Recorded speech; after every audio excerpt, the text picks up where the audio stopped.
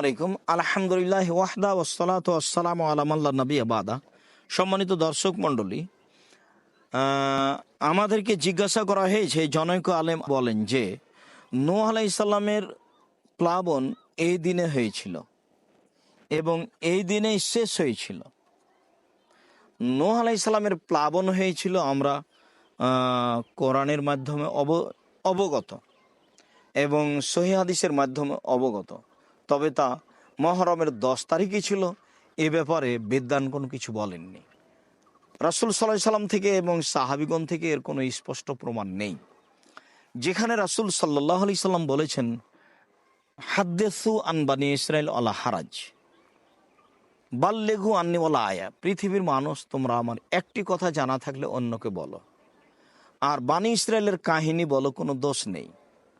তারপরের বাক্যে তিনি বলেছেন, ওমান কাযাবা আলাইয়া মুতাআম্মিদান ফালিয়াতাবাওয়া মাকাদাহু মিনান নার, কেউ যদি কোনো কথা আমার নামে বলে আর তার যদি কোনো প্রমাণ না থাকে, তাহলে সে তার থাকার জায়গাকে জাহান্নামে করে নিল, মানে এমন ব্যক্তি সে জাহান্নামে যাবে। বুখারী মুসলিম।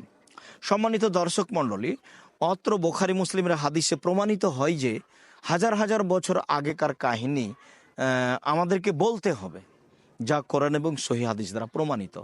যেমন আমরা কুরবানির ব্যাপারে আদম আলাইহিস সালামের 2 ছেলের কাহিনী আপনাদের সামনে পেশ করে থাকি, যে আদম আলাইহিস সালামের 2 ছেলে আল্লাহর দরবারে কুরবানি পেশ করেছিল।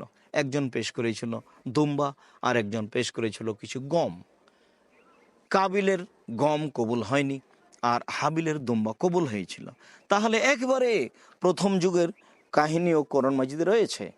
রাসূল সাল্লাল্লাহু আলাইহি সাল্লাম এই কথাই বলেছেন যে তোমরা বানি ইসরায়েলের কাহিনী বলো, তবে যদি সেটা সত্য হয়, আর সত্য যদি না হয়, তাহলে যে ব্যক্তি এমন মিথ্যা কাহিনী বলছে তার থাকার জায়গা জাহান্নাম হবে। মর্মে আমরা সকল দিন প্রচারক দিনী ভাইদের অনুরোধ জানাতে চাই, যারা আপনারা বলছেন যে নূহ আলাইহিস সালামের এই বন্যা ঘটেছিল মহরমের 10 তারিখে, আবার বন্যা শেষ হয়ে গিয়েছিল মহরমের 10 তারিখে, আসলে কি আপনার কাছে কোনো প্রমাণ আছে? আমরা এর কোনো তথ্য অবগত হতে পারিনি।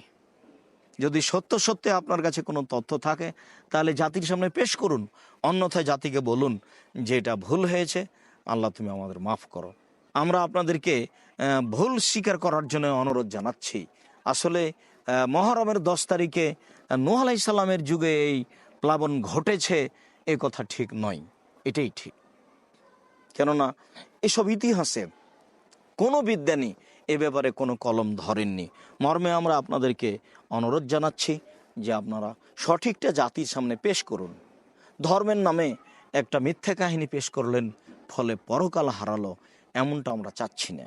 সকল দিনই ভাই বোনকে নূহ আলাইহিস সালামের এই প্লাবন 10ই মুহররমে হয়েছিল, এই বিষয়টি থেকে সাবধান থাকার জন্য অনুরোধ জানাচ্ছি। আল্লাহু আ'লাম বিস-সাওয়াব ওয়া সাল্লাল্লাহু আলা নবী ওয়া সাল্লাম।